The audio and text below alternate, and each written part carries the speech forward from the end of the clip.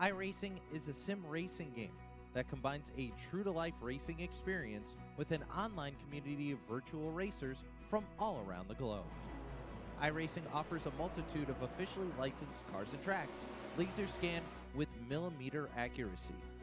Their car models and mechanical systems are based on real-world physics and engineered in cooperation with manufacturers and race teams. Their skill license system ranges from rookie to pro, ensuring members are always pitted against those with similar skill sets. Members are able to sign up for a weekly race series, compete in time trials, host a private race with friends, and participate in racing leagues created and run by the community.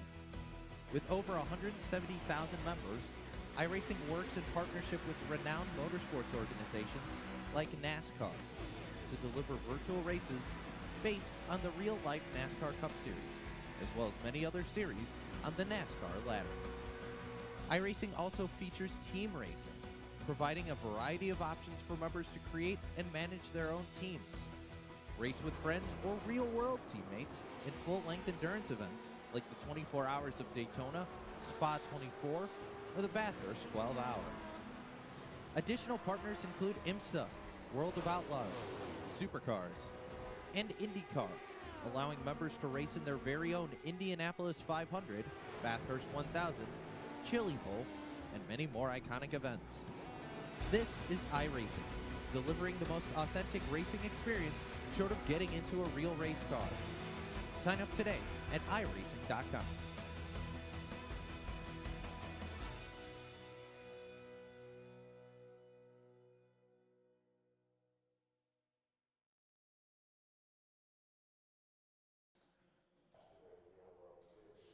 Good afternoon, race fans, and welcome to the show. Tonight we got a great one on store with the American Sim Racing Club Next Gen Cup Series here at the World Center of Racing. It's Daytona. We're doing 80 laps tonight to decide the season opener winner. We got, I believe, over 20 cars here tonight at the Daytona International Speedway, so we should have a great night of action-packed racing. Of course, we gotta wonder who will put it on the pole and who will come away with the win. And of course, we gotta keep an eye out for the big one tonight. These things are very darty on the straightaways, these next-gen cars. With these steering rack and pinions, you know, they are a handful to keep going straight, so these drivers gonna have to keep that in the back of their mind. As we look at the timing and scoring right now, Tim Rogers on top with the quickest time. Of course, these are all done in the draft, though, so take that what you think, but it may be a sign of some speed of some cars in the draft, that being Tim Rogers, Tanner Tallarico, Nick Fleury, Brandon Marlowe, and Jeff O'Quinn round out the top 5 in the time section. So yeah, folks, let us know who you're rooting on for here tonight at the Daytona International Speedway. We got a lot of people here, a lot of cross-pollination from ASRC. As if you were keeping up with the FaceTube updates, ASRC is now exclusively on the Turn 3 Racing Network. So we're going to see some dirt guys from the Pro Late Model Series, some of the Scrambler guys on the Wednesday nights, and of course on the Tuesday nights now, we got the Next Gen Cup Series. The guys that want to go cup racing are here for it. Tonight we also got a special thing we're checking out here, and it's the Spotlight Driver.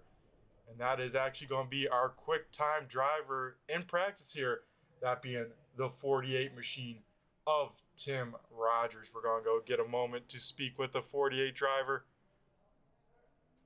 We got Roger Muth out there in the YouTube chat lands cheering on Kyle Leisure in the 41 machine. I'm excited to see what Kyle can do. I believe last time here at Daytona, he's got a couple top 5s, but Tim Rogers, one of the many men that are very fast here at the Daytona International Speedway. Let's catch up with the driver of the 48 machine and get to know him a little bit better. Tim, do you got a copy? It's Brett the Jet in the booth here. Yep, I got a copy. Alrighty, man. How are you doing here tonight? And how are you feeling about Daytona, season opener of the Next Gen Series? Feeling a lot of excitement, Brett. Can't wait for this season. Can't wait to race the next gen cars. I think it's going to be a good season. I think so as well, Tim. And you're a pretty good super speedway ace yourself. You've got those back-to-back Talladega wins, and you trying to add another one to the lipstick case out there. Oh yeah, I have a certain philosophy when it comes to restrictor plate races. I want to be up front racing for it constantly, and if I get wrecked, I get wrecked. As long as I was racing for the lead, I'm fine with getting wrecked. Alrighty, so we hear the game plan a little bit about Tim Rogers going to try and stay up front. Yeah, Tim, that's something I was going to ask you here. Is the mindset going into tonight? Super speedway racing a lot different than all the other tracks here on the iRacing Sim. Wide open, got to read those draft, and I think you do a pretty good job out there, especially with the stats. Looking at the stat sheet here. Yeah, I've had some success in the past, but let me tell you what, this next gen car is unlike any other NASCAR stock car on the restrictor plates, man. Everything is dialed to 100. The runs are up to 100, the side drafting is up to 100, and you can lose the draft instantly. It's insane. Yeah, the runs are big, and the blocks are going to be even bigger tonight, Tim. And I think we'll see a lot of good action out of the 48 Skull machine when it's all said and done. Tim, tell us a little bit about that paint scheme. That thing's always looking sharp, and looks like Skulls come on full time here for the season. Yeah, they came on or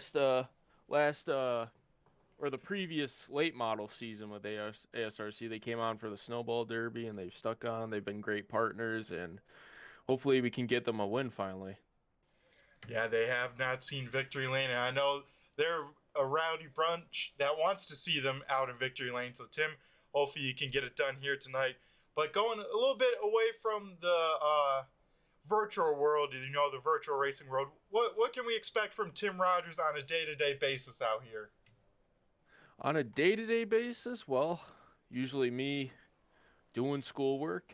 When I'm not doing schoolwork, I'm just hanging out with my friends. And when I'm not hanging out with my friends, I'm usually on iRacing. And yeah, I have a racing background. I used to race, when I was a kid, I used to race four-wheelers on dirt flat tracks and off-road courses. I'm also a big snowmobiler. Where I'm from, it snows constantly. Might as well make the most of the winter. We go up north to the Adirondack Mountains. We go snowmobiling. It's a great time. It allows me to let off some steam. Yeah, that it does, because you got a lot on your plate, Tim. You're finishing up college now? Yeah, I'm a senior studying broadcasting up in Oswego, New York. Yeah, it's my senior year, last semester. I'm ready to get the hell out of there. Oh, man. And yeah, you got any what's the dream job out there if coming right out of school? What's the goal for the old 48 machine? Man, I really want to get into like motorsports media. Anything, working for a team, working for like a broadcast, covering a race, anything like that. Oh man, that definitely sounds too cool, Tim. Well, we appreciate you spending the time with us here. Looks like we're getting ready for qualifying, so it sounds like drivers are being called to their cars. Before we let you go, you want to give anyone a shout out, thank you to before we start the big dance here? Just want to shout out Skull Bandit Racing, want to shout out Arhue Racing, want to shout out the ladies at MILF Plaza. I got them on the card tonight. We're going to have a paint scheme for MILF Plaza at Talladega, just like tradition. And yeah, that's all I got to thank. Alrighty, awesome stuff from you, Tim.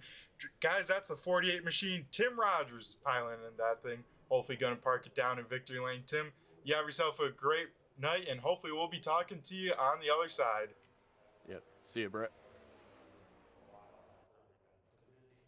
Alrighty, folks, that was Tim Rogers in the 48 machine.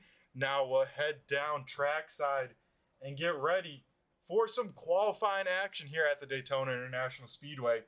We'll check out Tim Rogers himself when he rolls out of pits. Since he's a highlight driver, we'll keep an extra eye on him throughout the race, give everyone some updates as we go through the show. But we got cars rolling out and getting up to speed, it looks like. And the debate always here at Daytona is, do you throw your first lap away or do you try and run that bottom line for your first lap and then make your second lap count. That's where it all comes down to. But we will have to see what people do decide with that, as we do have the 48 machine of Tim Rogers rolling out onto the speedway here, and we'll see what the driver decides to do. I'm sure they've been talking about it all week, but you know, we don't find out here at home till we see it live trackside.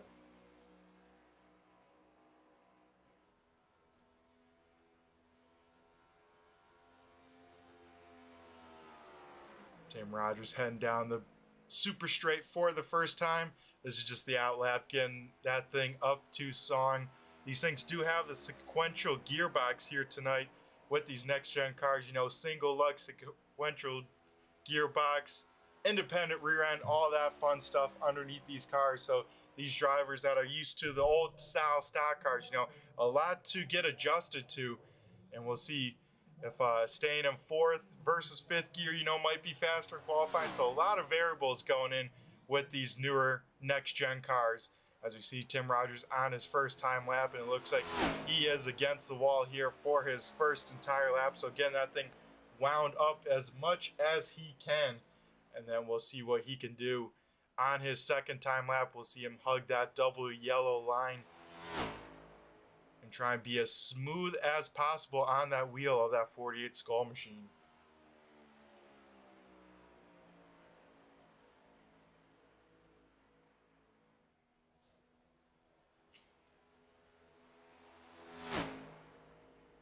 As Tim Rogers heads off at turn number 4 for his first time lap.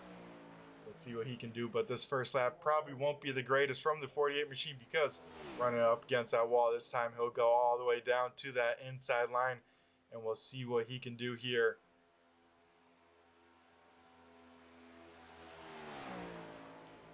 As Tim Rogers heads through turns 1 and through for the final time here in qualifying. He'll now head down this super long, super stretch of the back stretch here.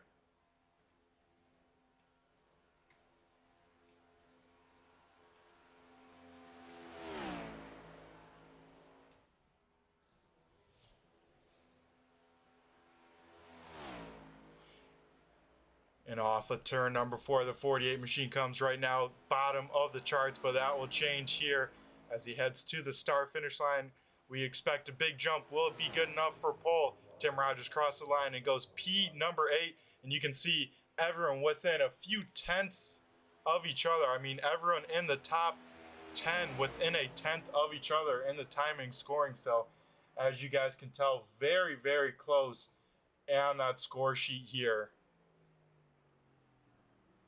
Looks like some cars blowing on down here. Tristan Perry out there on his second time lap in the 81 machine. We'll see where he can go here as he heads through 3 and 4 for the final time.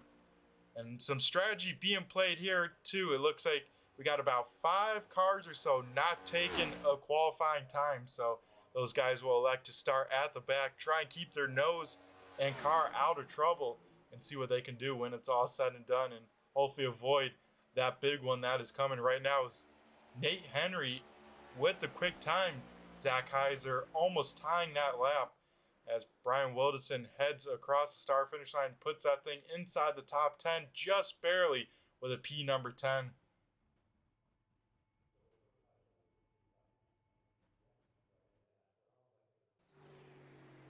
Nick Fleury with a great qualifying effort of 49.44. That will put him P number 3, starting inside second row at the moment. It looks like no other cars out on track. So Nate Henry in the 59 machine will be our pole sitter here tonight.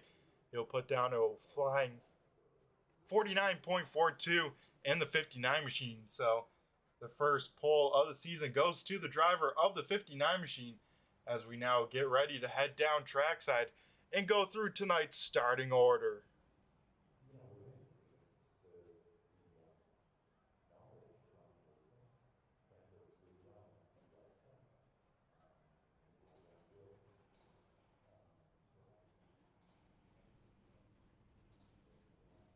Starting on the pole is the driver of the 59 machine. That is Nathan Henry. Starting to his outside on the front row is Zach Heiser in the 14 machine. Row number 2 looks like the following. Nick Fleury in the 25 with Brandon Marlowe in the 37 machine. Brandon, a very loyal supporter of the Dirt Series. First time seeing him out on the pavement, and a very solid qualifying effort to put that thing P number 4. Clifford Bellamy in the 002 machine will start 5th. 6 goes to Devin McDonald in the 18 machine. Starting in 7th is Hayden Swank in the 35, with John Kane in the 9. Starting in 8th, Jordan McAvoy in the 023 machine will start 9th, and Brian Wilderson in the 951 will round out the top 10. Starting in P number 11 is the 1 machine of Tanner Tallarico. Tim Rogers in the 48 Skull machine will start 12th. 13th is Zach Rush in the 82 machine. 14th goes to Deontay Hero in the 00 Double D Motorsports. Dan Lloyd in the 009 machine will start 15th. 16th is Tristan Perry in the 81. 17th is Donovan Carty in the 3 machine, with Andrew Payne, who's going to be admin and not out on the speedway. Jeff O'Quinn in the 94 or the 4 machine out on track will start 19th. 20th goes to Justin Callahan in the 75 machine. 21st is Stephen Hoffman in the 23 machine. Danny Venezuela in the 04 machine will start 22nd. 23rd is Clay Atwood in the 111, and Kyle Leisure starting shotgun on the field tonight in the 41 machine will start 24th. We have 24 cars out here on the grid, and we got them rolling here at the Daytona International Speedway. We got 80 laps of action-packed racing as we see the field fly on by here.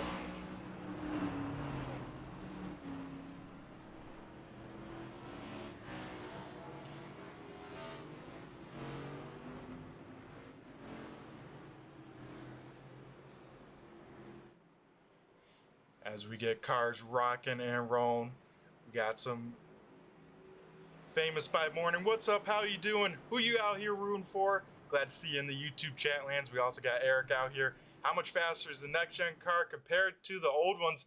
And these things are actually a smidge slower than the Gen 6s. They're a little bit more draggy, but the runs you get in these things are a lot more with how these things are a little bit boxier and whatnot. So we'll see a little bit slower mile per hour, but some bigger runs, which could mean bigger moves by the end of the race. And that is very true. Get your backside trackside as we get ready to go racing here. We got the field less than half a lap away from green flag racing action here from the Daytona International Speedway. Nate Henry will be leading us to green in the 59 machine. Zach Heiser in the 14 horsepower happenings will be starting on the outside front row.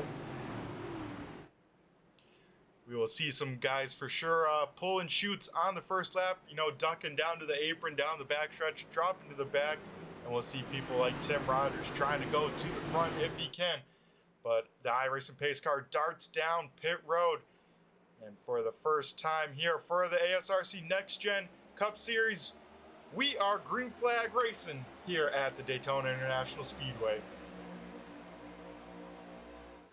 Nate Henry getting away with a great start. That inside line looking a little bit more hooked up with Nick Fleury more on the back bumper of the 59 machine, as Zach Heiser now gets some help from Brandon Marlowe, and we'll see the field head down the super stretch for the first time as we see some cars already darting on around throughout this field. So far, everyone keeping it the right direction. We got one car pulling the chutes. It's the one car of Tanner Tallarico. That Sunoco machine heading to the back saying, I'm going to try and keep my nose out of trouble if we can. But that high side has formed back up here. Zach Heiser trying to make the push to lead lap number 1. And as they head to the tri-oval, it looks like it will be Nate Henry by just a bumper will lead lap number 1.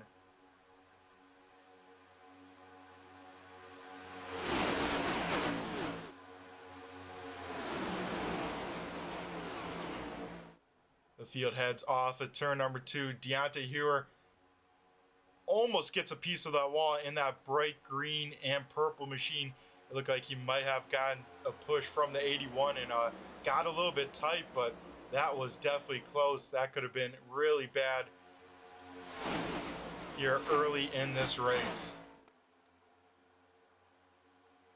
Oh, we got one car a little bit loose off of turn number 4. That is Tristan Perry in the 81 machine. He was a little sideways, had to have some quick hands there to catch that race car. But he keeps that thing facing the right direction, and he's kind of the last car in this first pack, already getting multiple packs forming on up. Pack number 2 starting with our spotlight driver here tonight. That is the 48 machine of Tim Rogers. We will jump on board with Tim, see what he's seeing out of the front of this 48 machine, seeing that pack move, and listen to him working this throttle.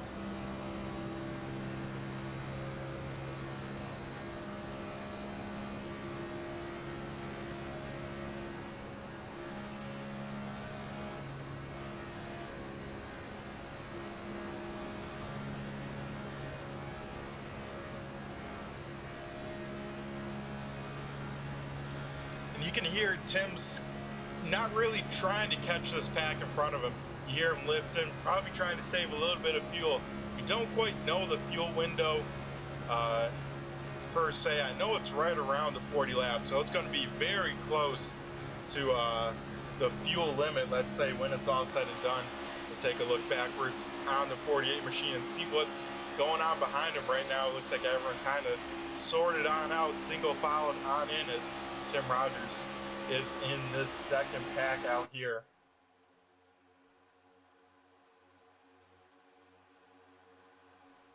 One car way off the pace. That is the one of Tanner Tallarico.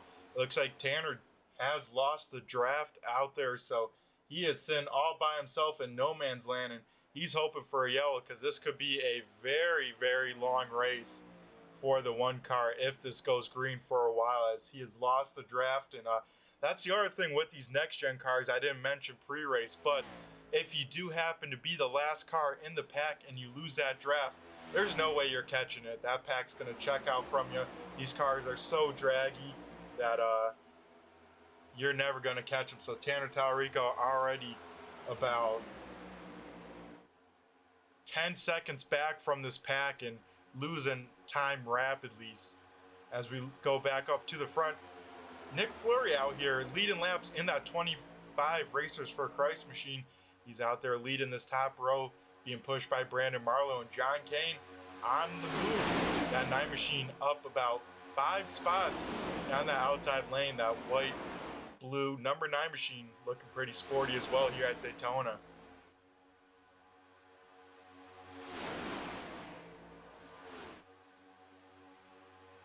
And you guys can see packs are forming. We got the first pack that is double file up front, then pack number 2 starting with Jeff O'Quinn, single file in the second row. So that is definitely to keep in mind. If something were to go down, it's probably in this first pack, but that second pack making sure they don't get away, as Nate Henry jumps out of line a little bit. Now Zach Heiser full jumps out of line in front of the 25 machine of Nick Fleury. Zach Heiser once again back to leading that top lane. We'll see what he can do. Also up here from starting a little bit deeper in the field, that's the guy leading this inside line. That is Devin McDonald in the 18 machine. Devin has had some success in some prior NASCAR style racing here at ASRC, picking up a win last season at the dirt race. So Devin has found victory lane in this series, but now looking for his first win. Of course, all these drivers looking for their first next-gen cup win.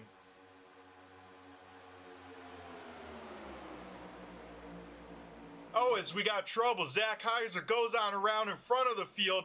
This will be the big one here on lap 8 of 80, and a lot of cars are in it, including our spotlight driver, Tim Rogers, in it, as well as we got cars woeing on down, and that is the first big one of the night. It started all the way up front, at the front, with Zach Heiser. We'll take a look at the replay here, and not sure if it was a bad block or what have you, but a lot of cars getting some extra damage throughout.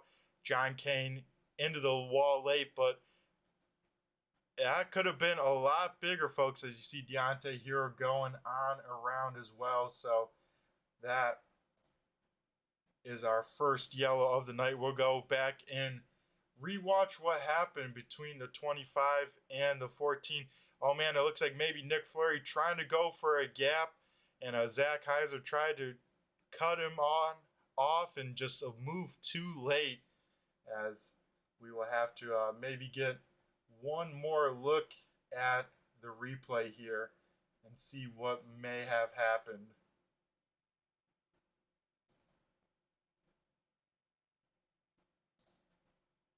As we ride on board with Nick Fleury, has a bit of a run, looks to the outside, and Heiser just a smidge second too late with, I think, the block, and that turns the 14 machine, and here he goes around in front of the field, almost tries to get the back end off of the car, and then you'll see some drivers later on in trying to check up and do get collected. We're staring right at the nose of the 48 machine of Tim Rogers, as Zach now has the banking take over the car, and around he goes with some extra contact. I think Deontay Hero gets through this spin cleanly and doesn't collect anyone else, so it looks like about a 7-car pileup for all the cars that did get damaged when it's all said and done here. As we're going to go try and talk to some drivers here and maybe get their opinions, we'll go try and go down to,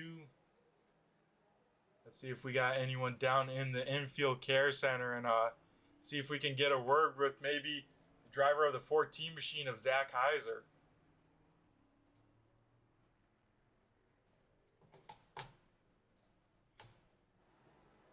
Zach, it's Brett the Jet down in the booth here down by the infield care center. How you feeling after that one? That looked like a pretty good hit there. Yeah, pretty frustrating. Just I don't know what happened. Trying to watch it back here. I don't know if we misjudged something there. Never heard outside, so don't know what happened. Pretty early to be that aggressive, I think, but was just trying to stay in line, hope that everybody rode, and it's not the way it ended up going. So we'll get it repaired. Got a long way to go, very long way to go. So trying to keep the spirits up. We'll get back out there. Yep, that's the key, Zach, keeping those spirits up there. How's the damage on the car? Are you able to get back out there? Yeah, we'll be good. We just got some quick things to take care of here, and we'll make it back out right before they go green. All righty, sounds good, Zach. Thanks for taking a moment to talk with us.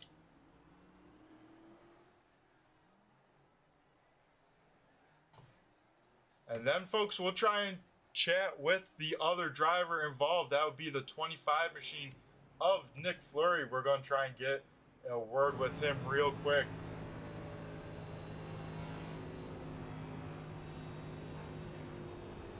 Hey, Nick, you got a copy? It's Brett the Jet in the booth here. I do. Hey, man, how you doing? We want to talk about that incident there. What'd you see out of the windshield of the 25 machine there? Well, I'm just riding along, trying to just cruise and trying to stay off the car in front of me because we're in the corner and you don't want to bump draft there. But he was getting a little squirrely, weaving back and forth, and so naturally the arrow just kind of sucked me up next to him, and then he came high and got sideways. Yeah, it didn't look like a fully intentional move to try and pass him there, but these things are so drafty, and looks like you broke that bubble, and then that thing shot your car just past him enough, and he tried to look like park it back in front of you and just misjudge there. Yeah, for sure. I mean, this early you just want to cruise, so you're just trying to hang on to it. Sometimes there's not a whole lot you can do. Alrighty, did you see what the crew was repairing out there? How damaged was the race car after that? You know, I really have no idea. I didn't have a whole lot of repairs. They sent me back out pretty quick, and we'll see how we go. Alrighty, Nick. Well, thanks for taking a moment to chat with us, and we'll catch you on the flip side. Alright, thanks. Alrighty, folks, that was the 25 machine of Nick Fleury out there.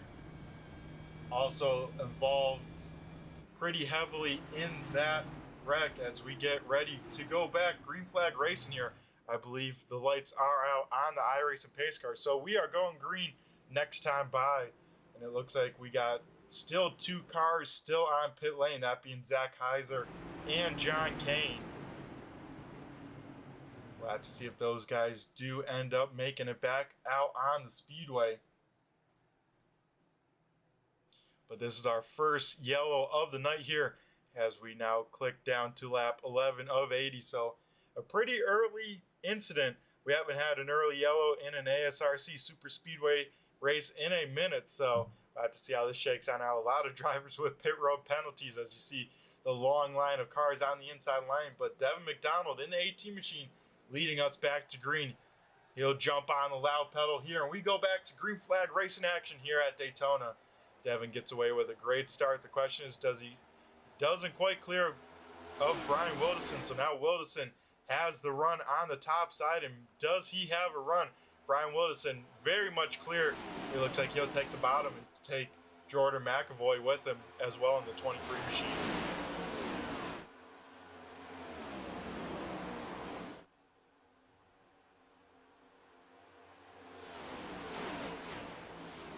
Looks like Zach Heiser was able to get that 14 machine back rolling, so the only car still on pit road is the 9 of John Kane. As I think, folks, this will definitely limit our aggressiveness with that early yellow. I think a lot of people will back it on down, or maybe you'll just do the complete opposite, and I'll just jinx us here up in the booth. But I think people are going to be a lot more cautious now that we've got one yellow here early in this race. We still got a lot of racing to be had, as we heard both from Zach Heiser and Nick Fleury, as we got one car jumping out to the top lane. That is the 04 machine of Danny Venezuela. I thought he was going to try and make a move, but it looks like no one going out to help the 04 Toyota machine. So looks like he might get slotted back here. He does get picked up by the 41 of Kyle Leisure. And Kyle's running a sweet looking number 41 machine out here. Very bright.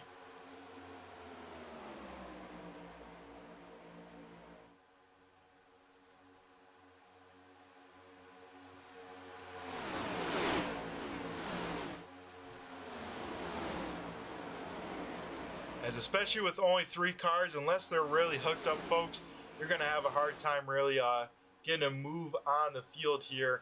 So especially with the limited cars compared to that inside line, the outside line's probably going to hold their own, but definitely not going to move on up too quickly when it's all said and done.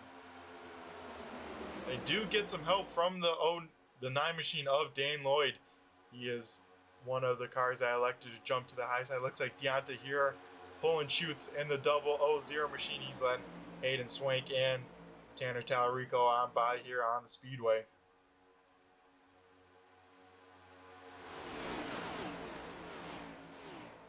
We got a few cars in this pack, that being Brandon Marlowe, Jeff O'Quinn, and Clifford Bellamy. A few of these cars, I believe, are a lap down. I think the first car not a lap down is the 48 machine of Tim Rogers. So Tim gonna try and hope for a yellow and be the lucky dog candidate. Our spotlight driver off to a not the greatest start that he would want, but still a lot of racing to be had. So he could definitely rebound, as that car does have a little bit of right side damage, but definitely could have been a lot worse for the 48 team.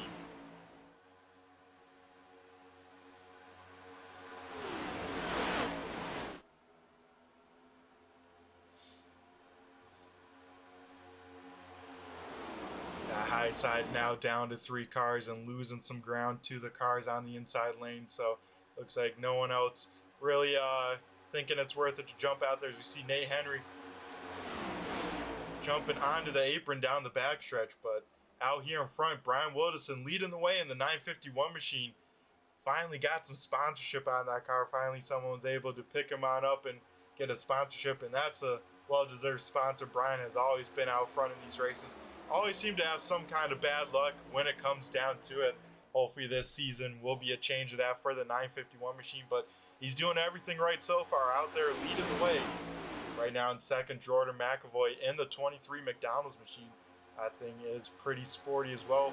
First time we're seeing him out here in the American Sim Racing Club, so glad to have him out there. Running in third position is Devin McDonald in the 18 machine, and Danny Venezuela on the top side, cracking his way back up into the top 10, or top 5, excuse me, and Stephen Hoffman in the 23 machine. He finds himself right there as well.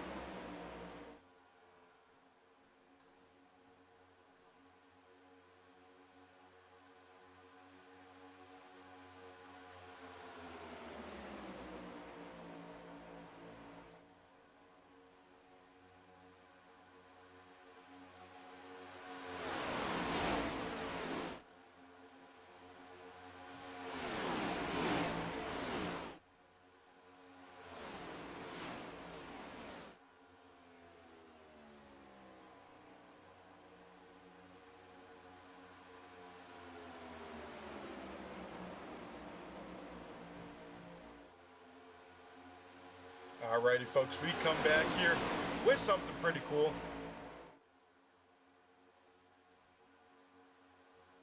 We got all the cars single filed on out here. We're going to go run it for everyone's favorite. It's the Turn 3 Turn It Up. Crank up those speakers here as we're going loud here at the Daytona International Speedway.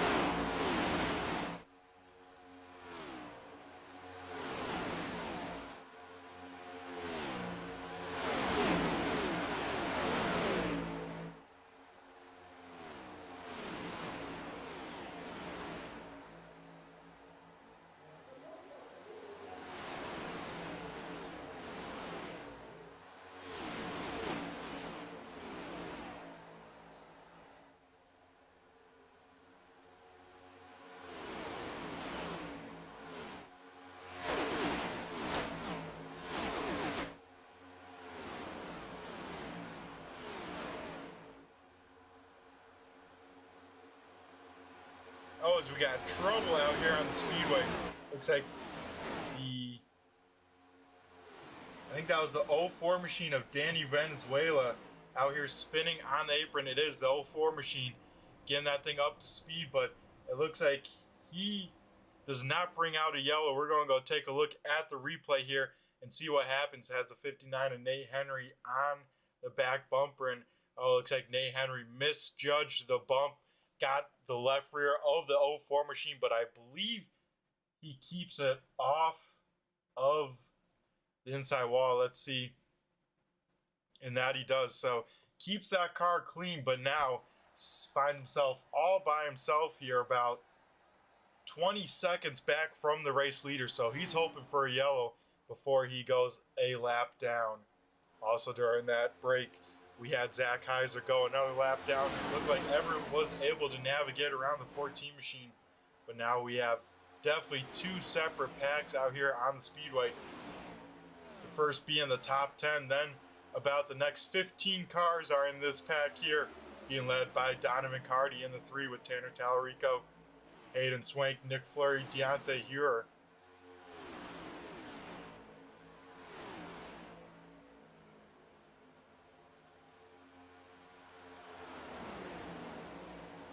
Now these guys do have a lot to race for, because with this series we do have the win and you're in the playoffs. So a win here could definitely help someone's season be a lot less stressful if they can pick up a win.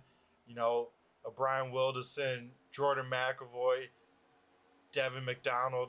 They don't have to worry about the rest of the regular season about trying to points their way in. They know they're locked in and can have some good and bad races. As that second pack has pushed back up to the race leaders. Donovan Carty goes to the outside lane, but it looks like no one there to help. So looks like he might get shuffled on back as John Kane does make it back out on the speedway. That 9 machine throws it down on the apron, lets the field go on by We appreciate it, John. That is a very sportsman thing to do as everyone gets by cleanly here.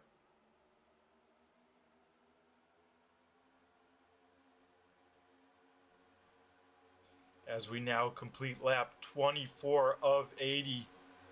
Looks like everyone's single filed out here at the Daytona International Speedway. We're going to go jump up on the stand. We're going to go take a look, see what the spotters are seeing here tonight at Daytona. They got the binoculars on to see very well down this backstretch.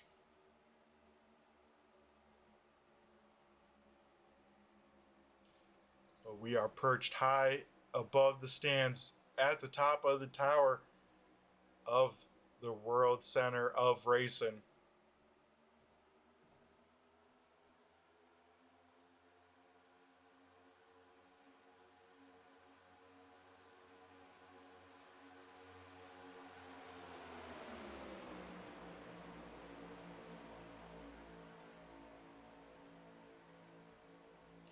So it looks like everyone pretty complacent with riding around for the moment, as we thought we would see, especially after that early yellow on lap number 8 there.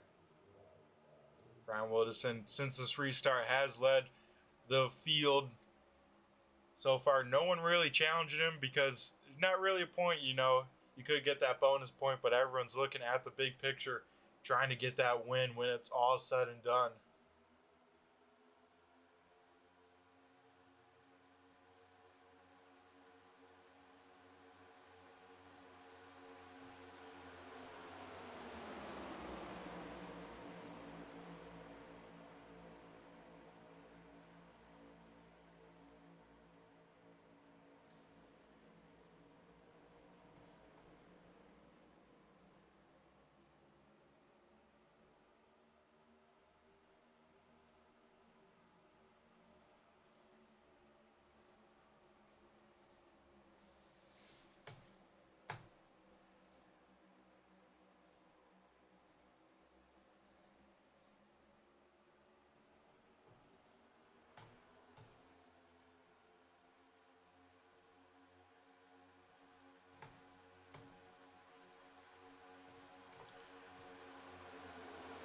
We're going to go try and get something rocking and rolling for you pretty special here, folks. We're going to go try and jump on board with Tim Rogers, but not only that, with him being the driver cam, we're going to go get on board and show what Tim Rogers is seeing out there on the speedway with jumping into his real-life sim setup. Let's check it out from the cockpit of the 48 machine. Let's see this concentration.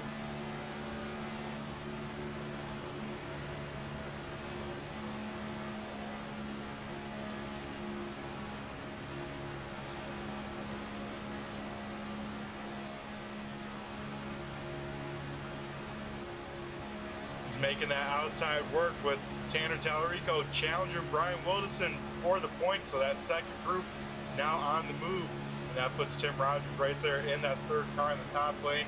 You can definitely see the concentration there from the driver of the 48 machine. Got the eyes glued there, got the dehumidifier, the AC unit hooked up, keeping that thing cool for that driver in the background there.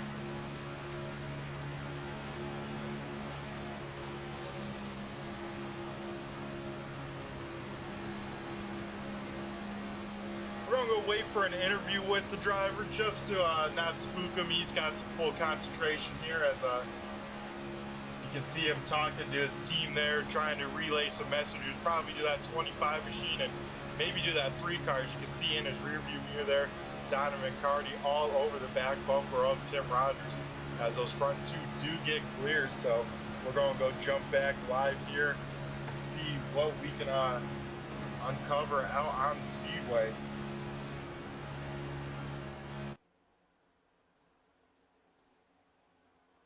As that top lane has got a lot of momentum and they are checking on out, so they maybe saved some fuel, did something, and now it's time to turn on the jets because they are moving on that top lane.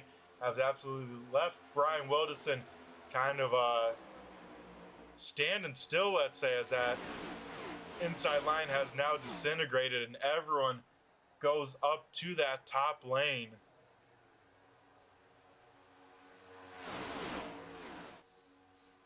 So yeah, fans watching at home, you know, your driver, if he's out there in this series, you know, is eligible for that driver spotlight, just be sure to tell him to hit me up, as we got one car in the wall.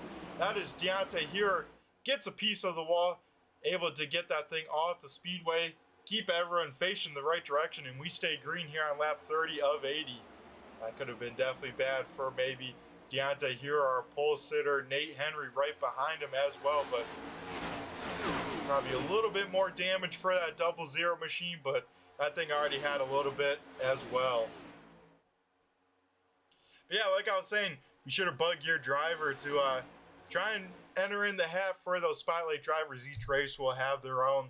They'll get on the thumbnail, and of course some extra time to talk to me and to you fans at home. So it's pretty cool stuff from the American Sim Racing Club, as now we see everyone up on this top lane here, top 6 by themselves. The second pack has formed up pretty strong, and now making a run at those 2 cars on their own of Wilderson and Stephen Hoffman.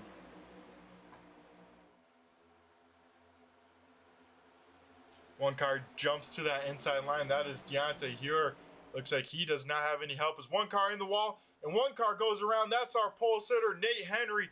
He goes spinning on the track, collects Jordan McAvoy as well, and no yellow flag. That is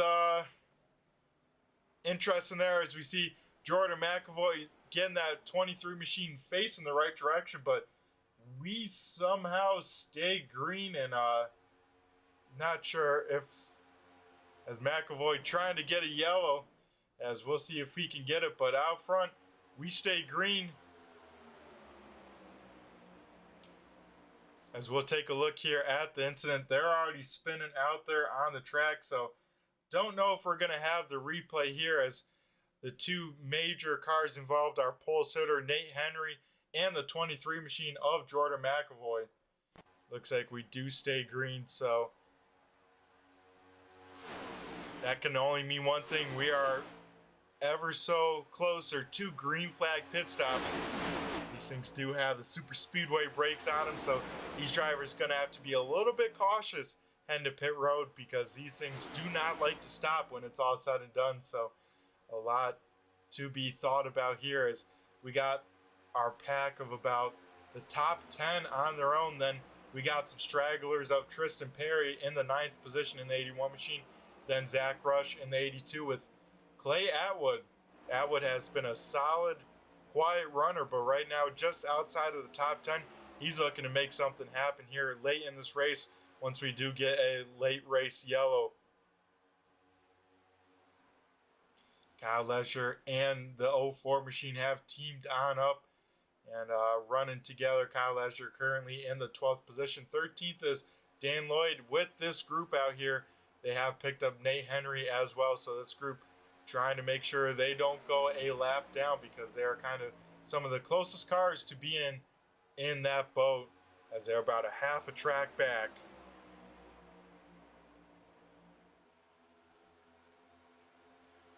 Get a little bit of cloud cover over the Daytona International Speedway. You see the track starting to darken up ever so slightly, so maybe a little bit extra grip for these drivers, because they know they can definitely feel their handling of their next-gen cars going.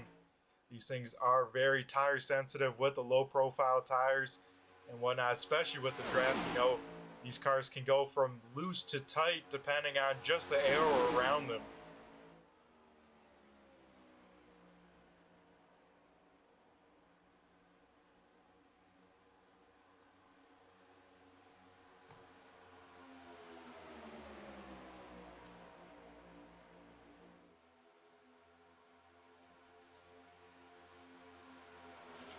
We have some drivers trying to make that inside line work. It's Brian Wilderson, Stephen Hoffman, and Devin McDonald on the inside lane. Everyone else still up on the top lane as we complete lap 36 of 80.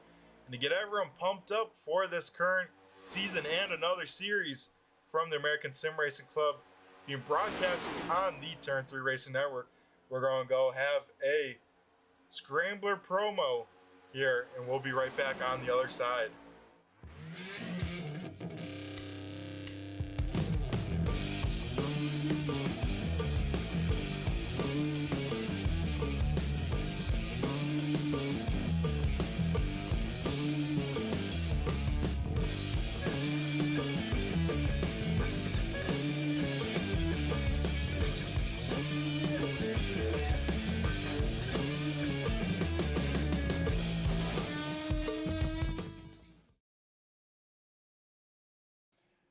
And we come back to the Daytona International Raceway under yellow flag. We have the 951 machine of Brian Wilderson slowly getting that thing up to speed, but of course the bad luck continues for Wilderson as he just cannot even buy himself a break. You see that right front on that car, you know, facing the wrong direction. That thing's going to have a lot of repairs as we'll take a look to see what brought out the most recent yellow here at Daytona. Oh man, it looks like Deontay here. Not sure if he was blocking, but oh man, some big time hits. That being for the 951 and the 00 machine of Deontay here. Looks like Brian Wilderson on the bad end of that one. We're going to take a look one more time, see what happened. As they try and go 4 wide, that's not going to work here at Daytona. Maybe you could get away with it at Talladega, but that is a bummer to see. We'll go try and get a word with some of the drivers involved there, but that is definitely a tough break for Brian Wilderson, who still cannot buy himself a break. But we'll go now down to pit road and see who will win the race off of pit road, as we'll see everyone come down, put 4 new Goodyear tires on it, and fill it up with Sunoco Virtual Racing fuel.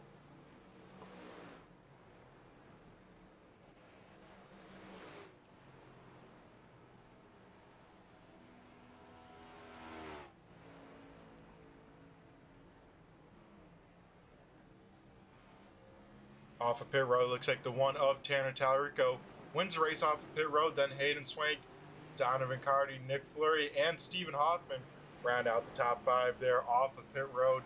We're going to go try and catch a word with the driver of the 951. That is Brian Wilderson.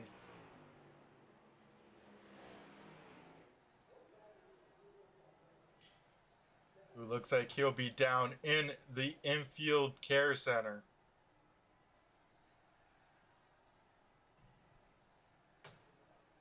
Brian, do you got a copy? It's Brett the Jet in the booth here. Hey, Brett.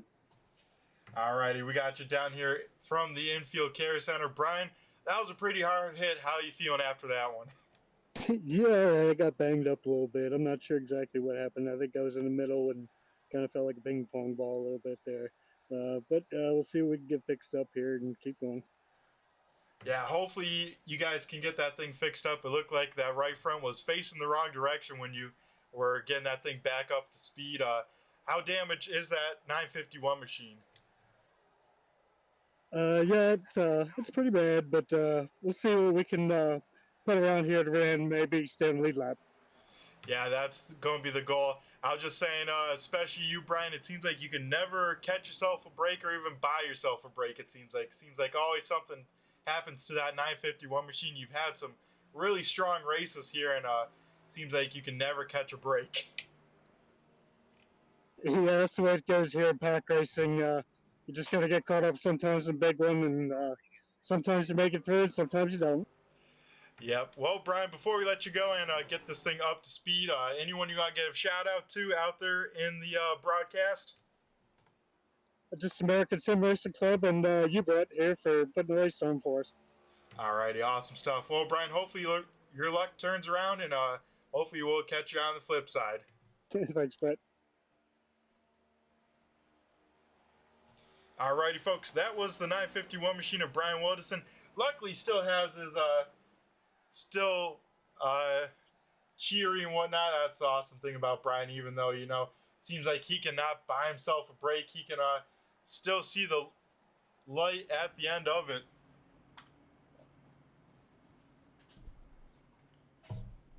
But up front, The lights are out on the iRacing pace car, and right at the halfway point, we'll be going back to green flag racing action.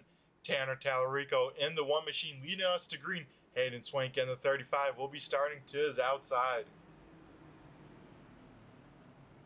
Tim Rogers was the lucky dog, so he'll be back on the lead lap here in the 48 machine.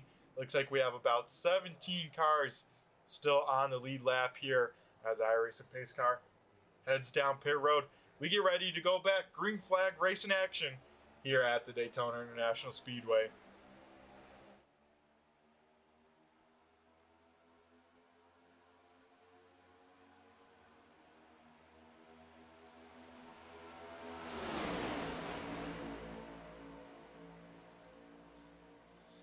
As this inside line has really hooked up well. They are definitely the line to be in. Hayden Swank trying to get in front of the 81 machine. Looks like he will, so now the top four all down on that inside line. And they got the momentum big time as now Nick Fleury leading the top lane all the way back in the 7th position.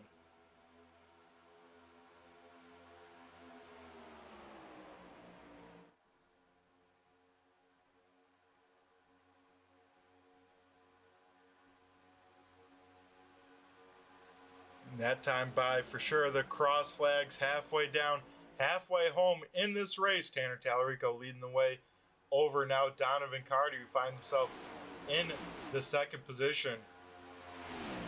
Our second pack out here being led by Zach Heiser, Nate Henry. Looks like Jordan McAvoy and John Kane all in this second group here trying to make something happen. As one car way off the pace. I think something broke on Brian Wildeson's machine as he puts that thing through the grass, keeps it away from everyone as he does a little Baja in through there. And we stay green here at Daytona.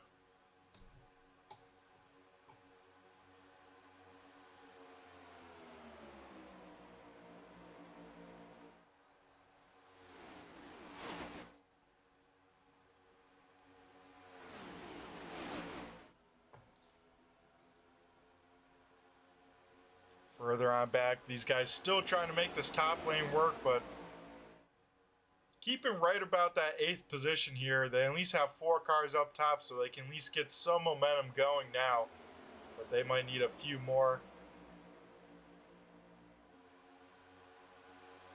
cars to really make something happen, but I don't think anyone's looking to make a big move just quite yet.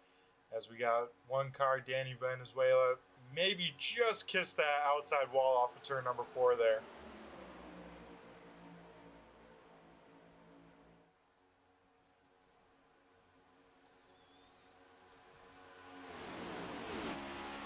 As we now jump back on board with our spotlight driver of the race, this is Ryan on board with the 48 machine of Tim Rogers.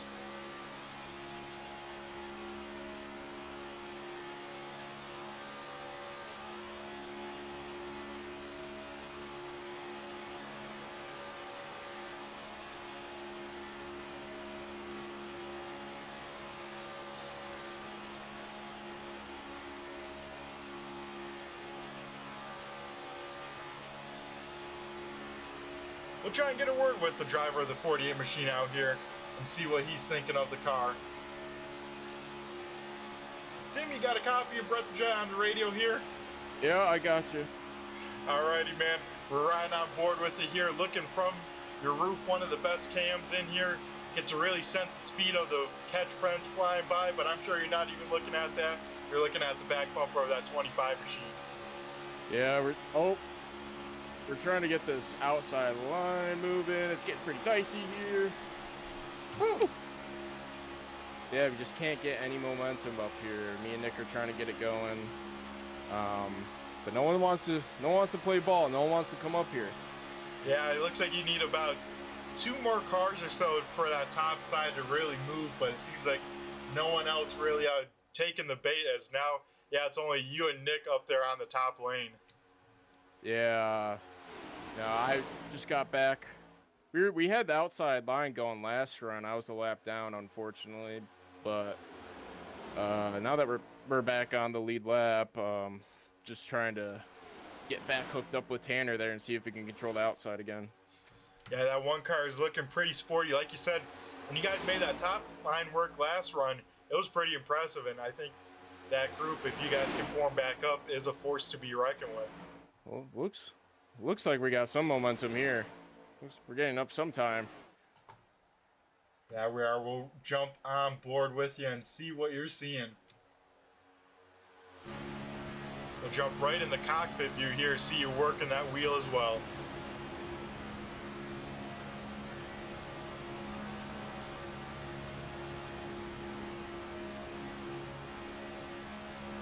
Now for the fans watching at home, Tim, when you're pushing Nick like this, is there anywhere you're looking on the car to push?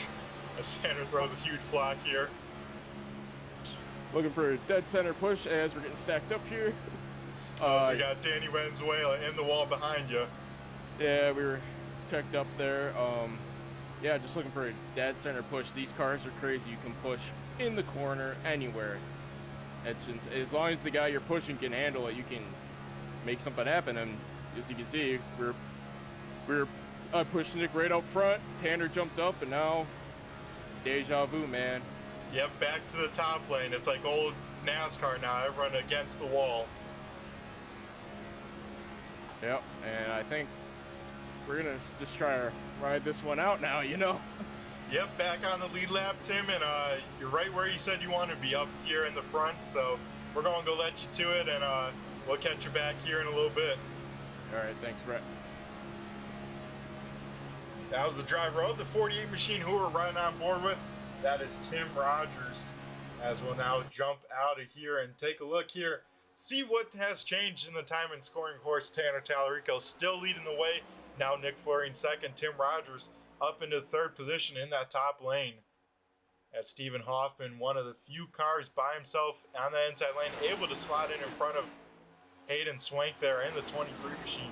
Hoffman has been in the top 5 all night long, so he's hoping to continue that for the second half of this race and start the season off strong with a good finish here at Daytona.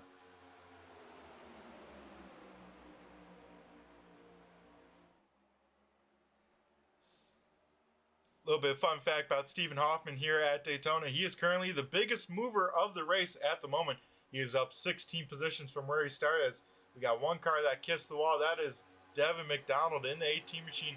A little bit of right side damage to that Worldwide Express, but it looks like he's able to keep that thing going. The question is he going to lose the draft? And I would say so, as he's now already a second back from the car in front of him. So Devin McDonald will find himself in no man's land and be all by himself here. Kind of hope for this second pack of Kyle Leisure and Danny Venezuela to join on in, as we got one car way down in the apron. He comes up in front of the 18 machine, gets a piece of the wall. That is Clifford Bellamy. Not sure what happened to him, but he's got some right side damage. I think we've had one of those rear trailing arms or the right front brake on that O2 Club Penguins machine. So we'll see him probably take this thing down pit side, as that thing is not driving straight. We'll try and see here at the right side. And yeah, it looks like that right front broke on that double O2 machine as he heads down pit road to get some repairs. And that is a tough break for the season opener for Clifford Bellamy.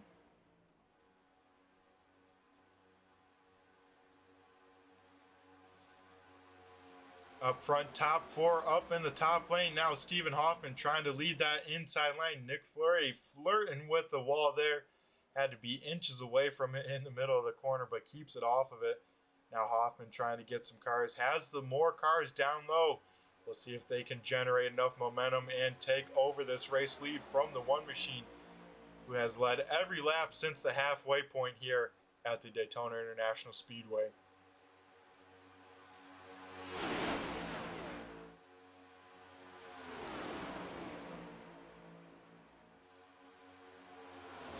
So Hoffman's trying to get a little bit of side draft. That's kind of breaking up the push from Clay Atwood. So Hoffman's either going to need to decide to stay in the middle lane to get some side draft from Donovan Carty, or just park it on that inside lane and let the 111 machine push him to the front.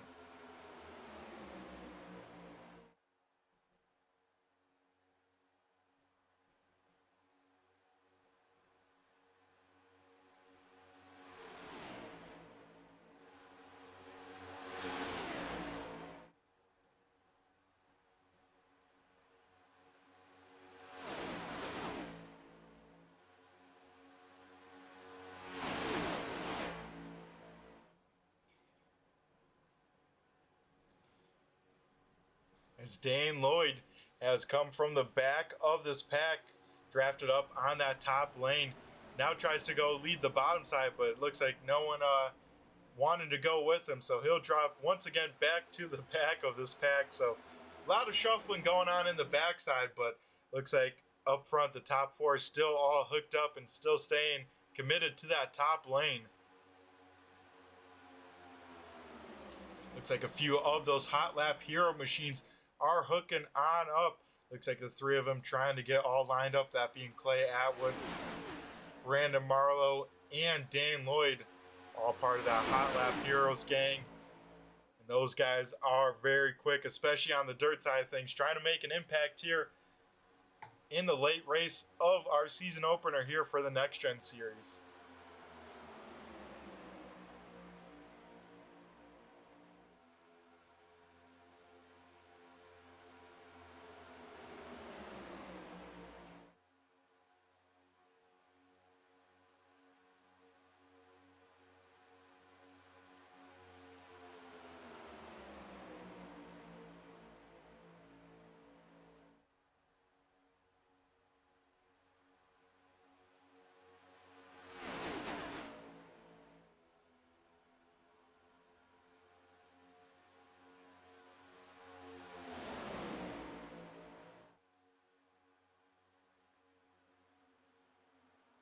As we get a yellow flag on the speedway, not anywhere in this first pack.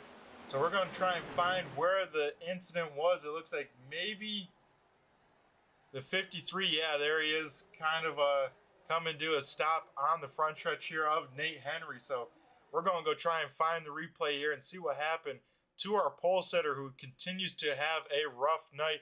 And it looks like the front row involved in this one, it looks like Nate Henry and Zach Heiser. That spins around the 59 machine. Luckily, a little bit, oh, that's a left side hit. So some pretty hard hits for Nate Henry, and you got to hope that all the wheels are facing the right direction, because he did get tagged in the right rear and the left rear there, hitting against the wall. So that will bring out our third yellow flag of the night, and we're going to go try and get a word maybe with some of these drivers here, as we'll have to see if we get some pit stops and try and go to the end of this race. I think if they pit from here on out, they will be good on the fuel situation, but not 100% sure.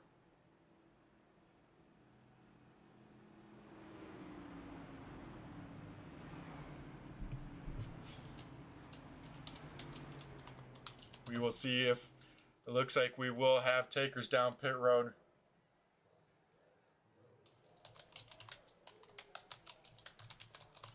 And Tanner Tallarico in the one Sunoco machine will lead the field down pit road.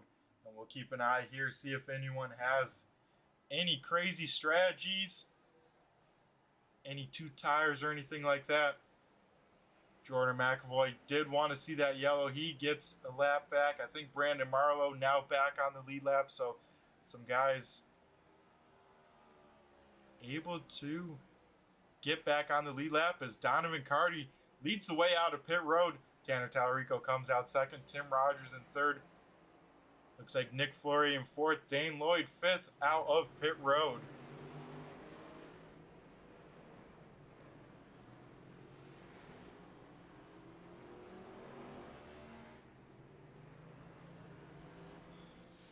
Always a free t-shirt, Chuck, if you root for the one of Tanner Tallarico. That is one of the sweet looking scheme out here on the track. Tanner always does a great job with his sim wraps, and this one, of course, another great one for the Sunoco out of Cutlerville, Michigan. Big time sponsor jumping on board with the one car for this season, so Tanner gonna try and represent the sponsorship well with that and try and do it on up.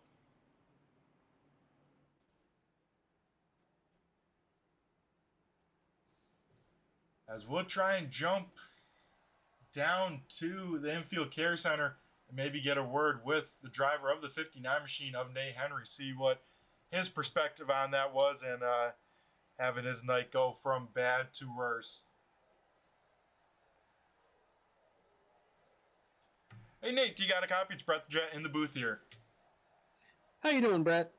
Oh, not too bad, but I think the same sadly can't be said for you, Nate. How's your race? Started on the pole with the quick time. I mean, that's got to be at least a pretty good highlight to start off the season. Yeah, it's always great to start the season on a high note. Turned a really quick lap. I just barely edged out Zach. I wanted to hang out up front. You can't win from the back. Kind of got shuffled early. Kind of just hanging in here now, hoping to pick up the scraps. Yeah, that's going to be the case. I think they're not quite done wrecking per se with 24 to go, but what's your game plan here tonight? Got the 59 machine a little bit beat up now with these last couple yellows. How's the car and Lee's driving? Car's pretty straight, honestly. I think I got some toe issues, but driving pretty straight at this point. Yeah, just kind of hang out back, hope for another quick yellow maybe, and get the rest of the damage fixed. I've got about a minute or so of repairs left.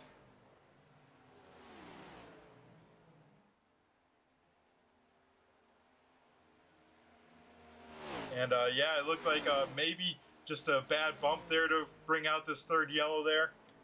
Yeah, I think it was just a series of bumps. It can get pretty hairy coming off of 4 there with banking and everything. So kind of just hanging in there sometimes. But yeah, bad series of bumps. We're trying to catch up here though. All righty, Nate. We'll let you on go. Best of luck to you. Hopefully your night turns on around before the end of it. Thanks, Brett.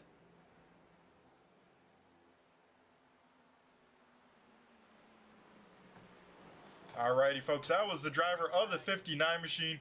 As we get ready to go back green flag racing, we're not even ready here in the booth as Donovan Cardy now brings us back to green, and we go back green flag racing here at Daytona. Cardy now get pushed by Tim Rogers, but Tanner Tallarico backed on up to the bumper of Nick Fleury. Now a little bit of side draft from the 1, so Tanner Tallarico should have a huge run going down the super straight.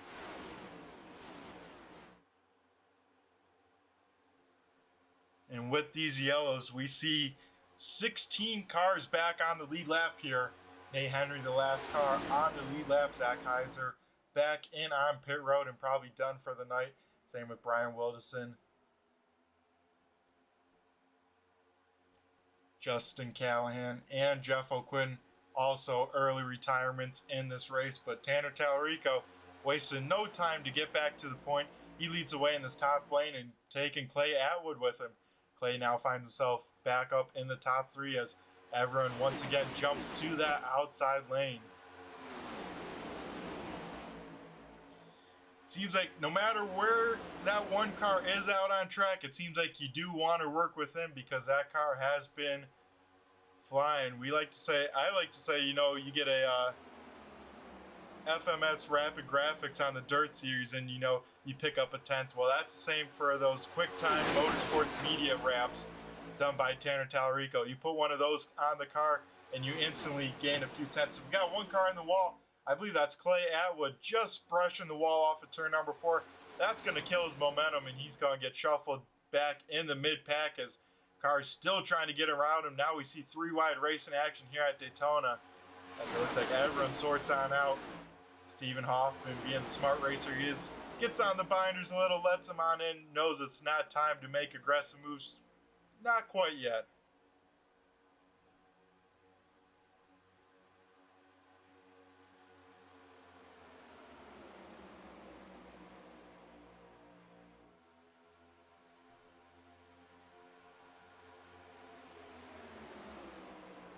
So we are back green flag racing this time by at the start finish line. We will see 20 laps to go here for the season opener of the Next Gen Cup Series. Tanner Tallarico trying to punch his ticket early into the playoffs, but a lot of hungry drivers there behind him. A lot can happen here in these 20 laps. We're going to go to a commercial break, and on the other side, we're going to go maybe have a special guest here in the booth. Don't go anywhere.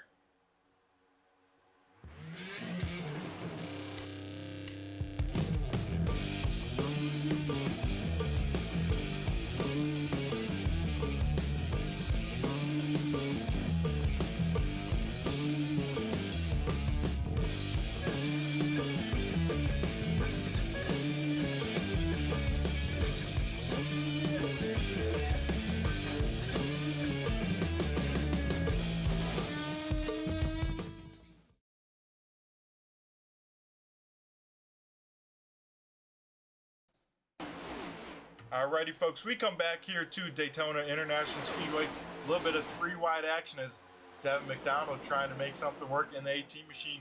But we have series admin Andrew Payne up here in the booth, also watching over the racing action. Andrew, how you doing tonight? I'm doing mighty fine. How about yourself, Brett? Oh, not too bad. Enjoying this race, and we've had some action-packed racing here at Daytona. What have you thought about the on-track action? Yeah, the on-track product tonight has been really, really good. We've had really solid long runs here, about 25 lap, 20 lap, and they've been really good. The racing's been fairly good so far. I know seems like a lot of these guys are getting stuck up in the outside wall running that high line, but it seems like everyone's been able to manage so far, and we've had a pretty good race, I think. Yeah, I would say a pretty good race, and I think it's far from over as well, Andrew, as we're inside of 20 laps to go, and I think the intensity is only going to keep on ramping on up here. Oh yeah, especially when we're in that window of go time. I see drivers are making really more aggressive moves now, and especially once we get into that 10 to go window, that I foresee that bottom line forming again, and people leaving each other up in that upper lane. Yeah, the question becomes, when do you form that inside line? When's too soon? When's too late? And that's something these drivers are going to have to figure out on their own. But Andrew, new series, the next gen cars. How are you feeling about these cars, and what do we have to look forward to throughout the season? Well, so far for this opening event, it seems like the racing has been better. As you've known from our previous ARCA races, especially on the speedways, pushing's a little rough. Here you can really lock bumpers if you try, and sort of tandem in a way. Bumps are a little less aggressive this time around. As we see a few cars get contact, I can't believe they saved that. That was a really good save there. But series is 14 races this season with winning your in playoff system. Next week we head to our first mile and a half Chicagoland Speedway, and I'm looking forward to how the race goes there. We've had a couple of practice races there, and it seems like the racing is really good. And I think these guys are going to be hungry. Oh, as we got one spinning on the backstretch. We go back to live here. Who was it? I believe it was the 81 of Scott Erie. Got turned off the nose of someone, I believe. I'm not entirely sure. Looks like Tristan Perry. Yeah, I don't see. We're watching the replay of the save by Zach Rush and Dane Lloyd. That impressive save, but we're going to try and see what happened to the 81 machine, but yeah, it looks like we did not catch it on the broadcast, so Tristan Perry out on his own now, kind of no man's land, as we got the pack kind of separated on out for about the top 8 or so. Yeah, this top group led by Tanner Tallarico here, I think they're going to be pretty content with where they're running right now. Obviously, there's no need for them to go and push super hard here, because they got those, I believe, top 7, top 8 spots all locked in. It's just a matter of when the move's going to be made. I think it's going to have to be made within 5 to go if this group stays 7 cars. But it looks like there is a second group forming with 3 cars. I don't know if they'll have time to get up there. Oh, as we see Steven Hoffman making moves already, but it seems like that run is going to die out as no one was able to follow him there. Yep, no one else commits with Steven Hoffman, so he'll go back to the pack of this group, and he's got to be careful. He's got to make sure he stays in the draft. He's right on the edge of it. It looks like he will stay in the draft and keep with this group. But yeah, Andrew, a little bit different rules here. We're going with the current Cup style and the win and you're in. You think that's playing in drivers' minds here tonight? For sure, a lot of the last few seasons it's been just all points based. So a win does mean a lot more this season, and I think the drivers have kept that in the back of their minds. I know, people like the likes of Tanner and Nick and Donovan, the top 3 right now, they're consistently up front, so I don't think they'll have any issues about making it into the playoffs with some of these guys, especially on the speedway that don't normally get to run up front all the time, are definitely, I think, going to try to take advantage of the winning you're in on these. I believe we have 2 plate tracks in the regular season, and I think they're going to definitely take advantage of this new format we have. Yeah, I agree, Andrew. And what's at the top 12 for the playoffs? Yeah, so this season we'll be taking 12 cars into the playoffs. I guess we could have in theory 10 different winners. The likelihood of that, I don't, is a little low, but never say never. So we'll be taking at least 2 cars based on points.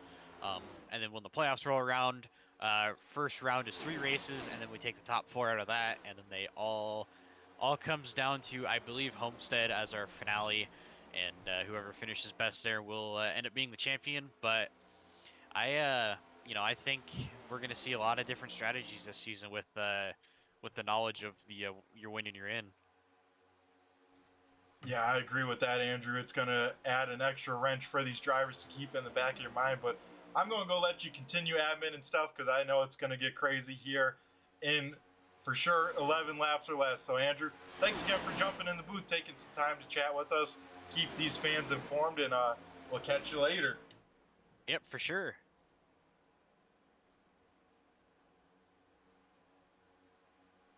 Alrighty, folks, that was our series admin, Andrew Payne, jumping in the booth here real quick to give an update about the series and what to expect and what to look forward to.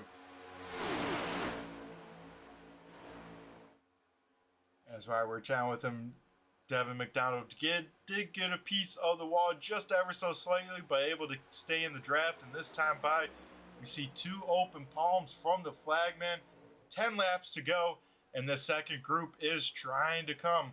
That is being Clay Atward. Jordan McAvoy trying to rebound in that 23 McDonald's machine. Currently finds himself in the top 10. And Brandon Marlowe up and down night for the 37 machine. He finds himself in the top 10 in 10th position. As Nate Henry will go a lap down here.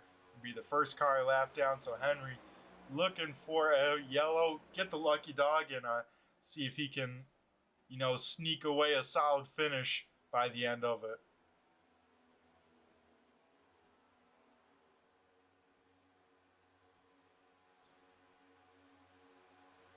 So now we go into single digits, 9 laps to go. A lot can take place here at Daytona in these laps. Less than 25 miles left in this race, and we're going to jump on board with our spotlight driver, that being Tim Rogers, currently in the 4th position behind the 3 machine of Donovan McCarty. Trying to make something work here. He knows it's not go time just yet, but eventually it will be.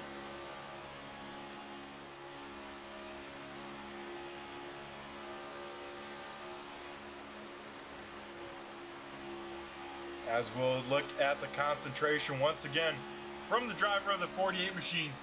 We'll see what he is seeing there. As see him right against that wall in these corners, just barely a few inches from that safer barrier. And we see many times drivers just getting it in there against the wall, and it definitely kills the momentum and opens the door up for the cars behind you to get around you. It looks like the field coming up to once again lap John Kane.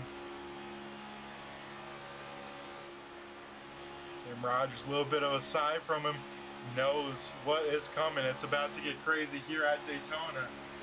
Now with 7 laps to go. As the field will get around John Kane. I know the one thing this whole first group is hoping for, at the bare minimum, is they stay green to the end. They don't want to see a yellow and, shake things up more than they have to. They're going to try and have this thing go green to the end, but we'll have to see if they can do it themselves as Jordan McAvoy comes down pit road. Not sure if it was a scheduled stop or not, but he finds himself down pit road. That leaves only 2 cars in this group, and that is definitely not going to help them try and catch this main pack of 7.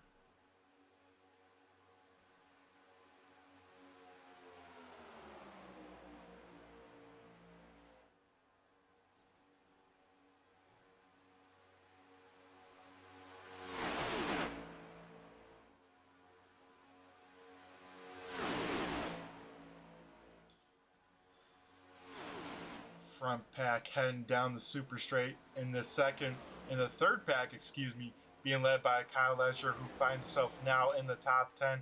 He's got Dane Lloyd, Danny Venezuela, and Zach Rush, and Nate Henry, who is a lap down. He picked up in this group. So these guys hoping for a yellow, but these guys up front now seeing 5 laps to go do not want to see that yellow. They want to see it go to the finish, as we see open palm, 5 laps to go as we do 5 for the fans. It's the fan cam here at Daytona International Speedway.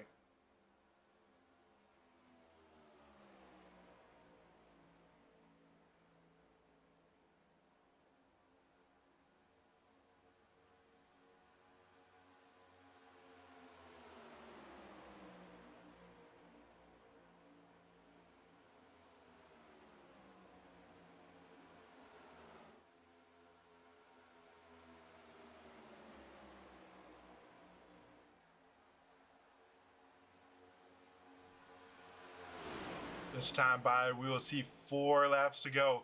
Nick Fleury, hoping for a rebound race, was involved in that first yellow, but currently finds himself in the catbird seat. He finds himself in second. Could take the move to Tanner Tallarico when it all comes down to it. We'll have to see how this shakes on out, because people like Stephen Hoffman, Devin McDonald, Hayden Swink have to make their move here sooner than later here with only 4 laps to go. As we see Stephen Hoffman looking down low, we'll see if anyone decides to go with him, as he will now make the move down the backstretch to the inside lane. Looks like he'll be by himself, but he's trying to plead with someone. Come on, I'll push someone down low if you'll just take me with you. Into the tri-oval, these leaders will go. We'll see 3 laps to go here at Daytona. This is where it gets wild, folks.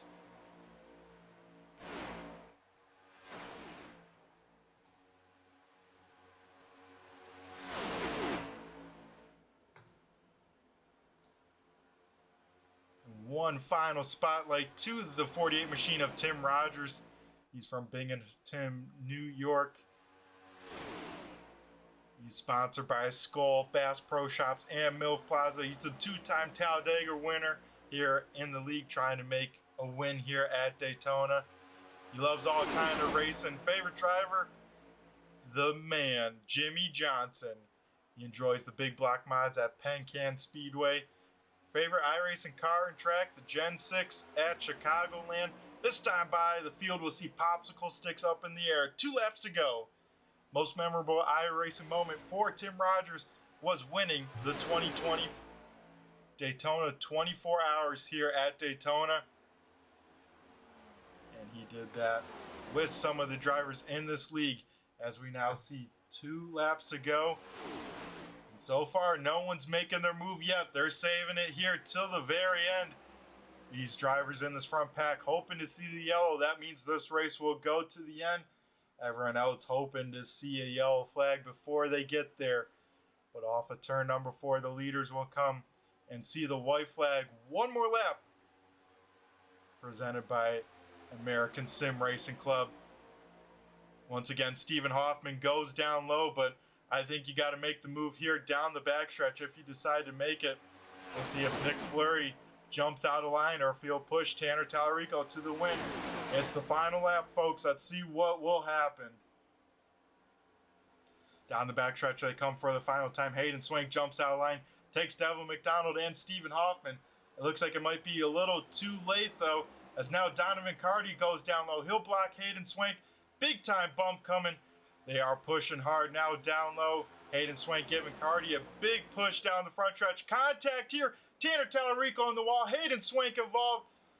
Hayden Swank to the line. He will end up winning the race. Tim Rogers looks like he'll finish second. Stephen Hoffman in third. And they are still wrecking across the line. Tanner Tallarico limps that 1 car to 4th. And there was the big one. It happened coming to checkers, as Hayden Swank will pick up the opening win here for the season opener at Daytona. We're going to go take a look here at that checkered flag and see one more time what happened. Is Donovan Carty getting pushed by Hayden Swank. He gets a piece of Tanner Tallarico's left front. Tanner trying to side draft there, and then they end up junking big time Deb McDonald comes in there, and Stephen Hoffman makes the evasive maneuver to finish in the podium. We'll be talking to him after the race, but big time junk coming to the checkered as the next pack here looks like they'll all get on through. Kyle Lesher finishes 6th, Zach Rush in 7th, so some solid finishers from the second pack. Not quite enough to make it on by as they were wrecking across the line as well. But we go back live to Hayden Swank on the front stretch here. We'll see if he burns it on down.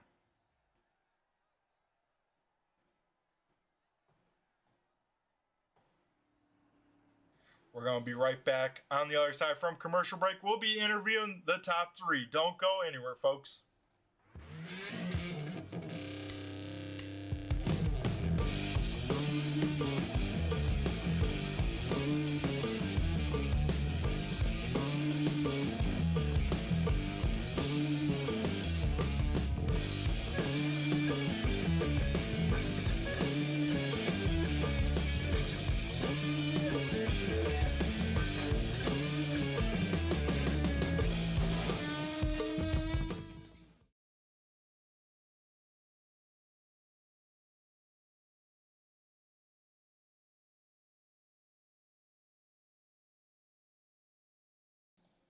Alrighty, folks, we come back here to Daytona International Speedway, and we're going to be dialing up our 3rd place finisher, that being Stephen Hoffman. Stephen, you got a copy of Spread the Jet in the booth here?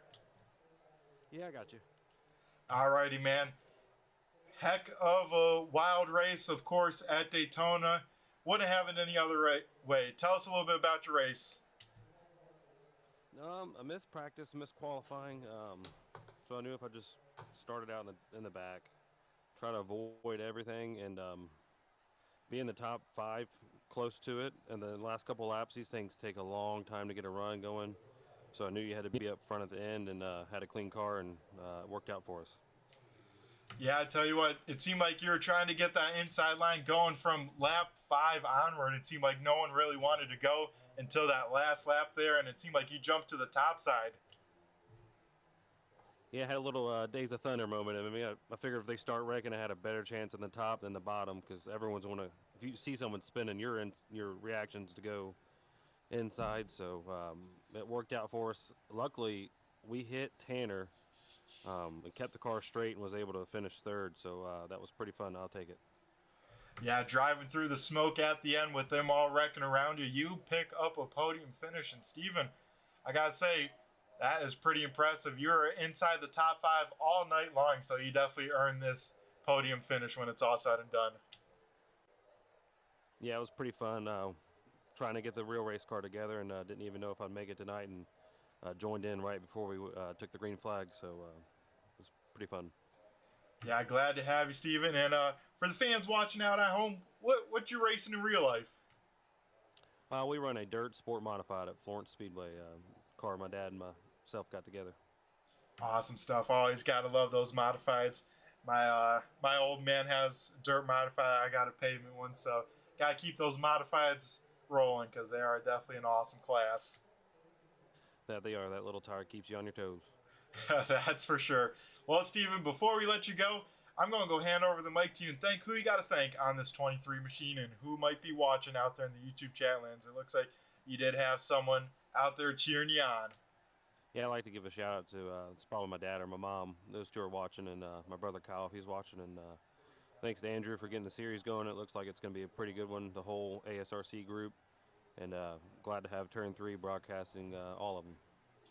Alrighty, awesome stuff, Steven. Well, congrats again on the podium finish. That's always impressive to do with the caliber of racers here and, of course, at Daytona. Steven, you have yourself a great rest of the night. You do the same. Thank you.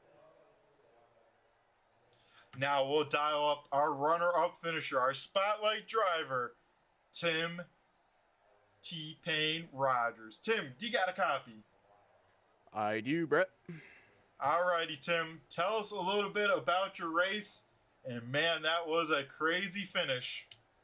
Yeah, the race was pretty, race started, I didn't get a good qualifying lap because I forgot to shift up to 5th until, like, the trial bowl coming to the green flag, so I had a pretty bad starting position, so I had to change my strategy and just ride along in the back. And then a wreck happened, and we could have avoided that wreck, I'll just say, but we kind of just all piled into each other. But had to pit for damage, wasn't paying attention, got lapped.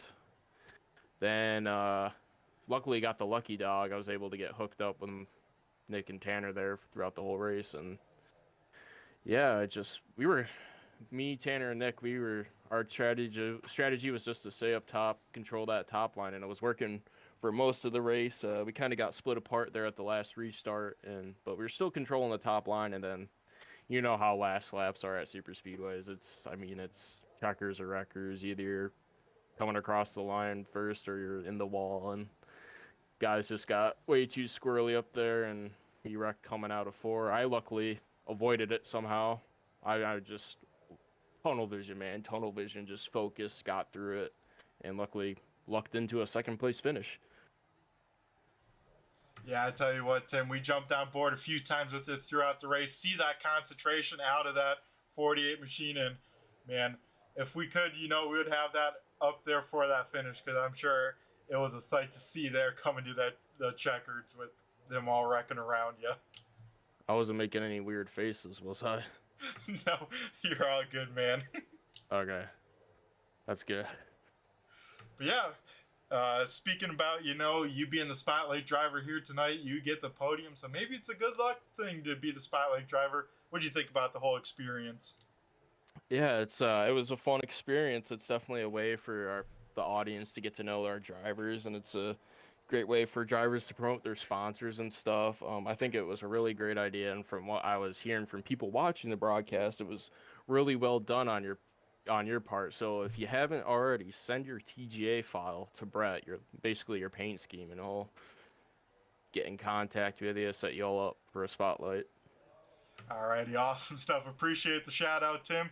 That's a way to do it. So be sure to bug your driver and get those sent on over. But yeah, Tim, going back to your race, you are one of the best here at the super speedways. Not down in victory lane, but oh so close.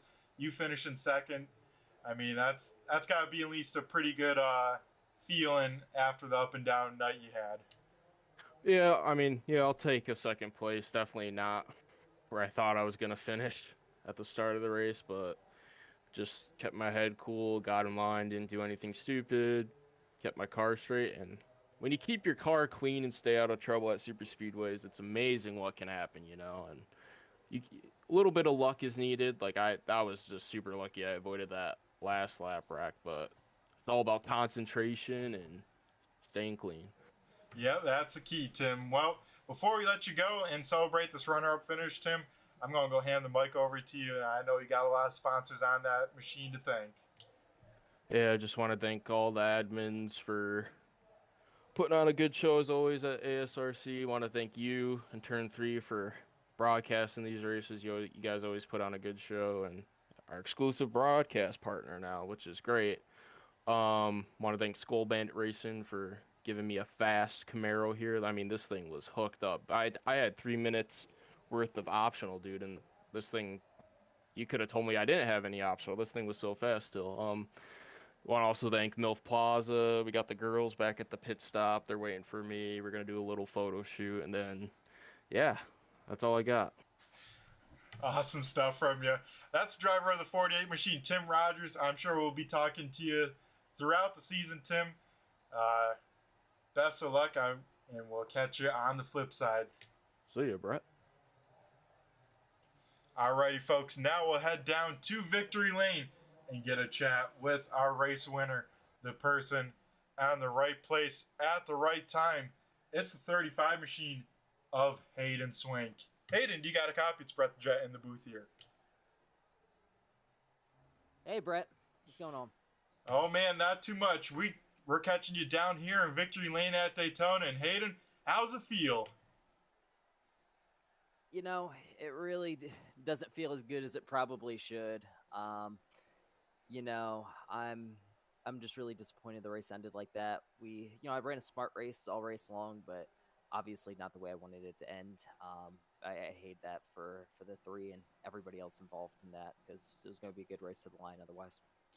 Yeah, I agree, Hayden. But it's the last lap, and no one's going to be lifting. So even if you lift, the person behind you is not going to lift or whatnot. So it's a tough place to be. But you make out like a bandit, Hayden. The C's part, and you find an opening down low and bring that 35 machine down to victory lane to pick up the first win of the Next Gen Series. Yeah. That is one relief, is already being locked into the playoffs, so we don't have to worry about that. And I think we'll just go trophy hunting for the next 9. So it should be a lot of fun. Again, huge thanks to the ASRC for putting on an incredible show tonight. It was a really good race, and I can't wait to see what the rest of the season holds. Yeah, Hayden, I am excited for it as well. 12 drivers in the playoffs, and we already know one of them. That's going to be you in the 35 machine. And yeah, Hayden, looking forward to the rest of the season. Like you said, go trophy hunt. The stress kind of is relieved a little on your shoulders, but that doesn't mean we won't see that 35 machine out in front and going, of course, for as many wins as he can. For sure. Yeah, no, it's going to be an awesome season. I can't wait to do battle with a lot of these guys for the rest of the year. Basically, everybody I ran around at the front, like especially there at the end, they're all going to be real threats for the wins and in this championship here at the end. So I can't wait to go back racing. And, I'm looking forward to Chicagoland next week. Yeah, that should be a fun race to broadcast. And I'm sure a fun race for you guys to of course, driving. Hayden, speaking about driving, I know you do some real life driving. Why don't you tell us, some fans still tuning on in, about what Hayden Swank is up to in the real life world? I really wish I could tell everybody what I'm doing this year. Unfortunately, it's still in the works, still TBD, but usually you can find me racing late model stock cars through the Southeast, probably on the Cars Tour. So that's where, I work in real life, but always cut my chops here on the ASRC. The series has made me a much better driver here in the sim and in real life. Awesome stuff, Hayden. Yeah, we got some of the best caliber of talent. So to put yourself down in victory lane, always means a lot. And Hayden, I'm sure this won't be the only time we'll see the 35 machine down in victory lane. So before we let you go, we won't hold you up too much longer down here in victory lane. I'm sure you got a lot of photo shoots and whatever you may have to do here, but I'm going to go hand over the mic to you and thank who you got to thank on this 35 machine down in victory lane. Yep. Definitely got to thank Epic Insurance Brokers and Consultants and the Surge Connection tonight. They're always huge supporters of my career, so can't thank them enough. And again, huge thanks to the the ASRC for putting on an incredible show. I'm really looking forward to the rest of this season, and yeah, it's going to be an awesome season. So hopefully this isn't the last time we'll be talking to Brett. Yeah, I don't think it will be, Hayden, especially since you got locked on in. Now we can see you really have some fun out there and see what you have to offer. So, Hayden, you have yourself a great rest of the night. And once again, congrats on being the first winner of the Next Gen Series. Yes, sir. Thanks again. Alrighty, folks. That was Hayden Swank down in victory lane. He picks up the win here at Daytona for the season opener of the Next Gen Cup Series. So we'll run through the finishing order, get things wrapped on up, and get everyone out of here at a decent time. So the finishing results looking like the following.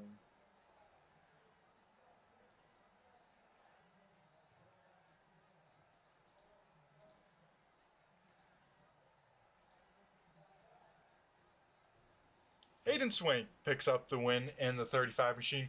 Second will be Tim Rogers in the 48. Third place looks like Stephen Hoffman in the 23 machine. Fourth goes to Tanner Tallarico in the 1. Fifth is Devin McDonald in the 18 machine. Solid top 5 by Devin. Kyle Lesher, a quiet 6th place run. The biggest mover of the race in the 41 machine. So great race by Kyle there. Zach Rush in the 82 machine finishes in 7th. 8th goes to Dane Lloyd in the 009 machine. 9th is Clay Atwood in the 111. And rounding out the top 10 is Donovan Cardy limping across the line in the 3. 11th goes to Nick Fleury in the 25. 12th is Tristan Perry in the 81. 13th is Brandon Marlowe in the 37. 14th, Danny Venezuela in the 04. 15th was our pole sitter, Nathan Henry, in the 59. 16th goes to Jordan McAvoy in the 023. 17th is Zach Heiser. 18th is John Kane. 19th goes to Deonta here. And rounding out the top 20 is Clifford Bellamy. 21st is Brian Wilderson. 22nd, Justin Callahan. 23rd, and rounding out the starting field goes to Jeff O'Quinn in the 94. Thanks again for everyone tuning in for the season opener here at Daytona. Got a lot of people to shout out from Roger, Eric, Famous by Morning, Chuck, and of course Kyle out there in the YouTube chat lands, keeping me busy, keeping me entertained. Of course, we got to give a shout out to all the ASRC boys, all the ASRC admins that make this possible. They do a heck of a job at creating a series, and I can't wait to see how this one unfolds. Thanks again to all the live viewers tuning on in, spending your Tuesday night with us. You'll find all the racing action here on Tuesday nights now for the ASRC Next Gen Series. Be sure to tune in here soon on Sunday nights and Wednesday nights for all your ASRC racing action. Of course, we got to thank all the replay viewers. And yeah, that will do it from race number 1. A hectic one, big one at the finish, coming to the line. Hayden Swank squeaks a win out there, and picks up the first win of the season. I've been Brett the Jet from Turn 3 Racing Network. Be sure to check out Turn 3 Racing Network. We're live at least 5 nights a week to bring all your good sim racing action. Everyone stay safe, take care, and we will catch you next Tuesday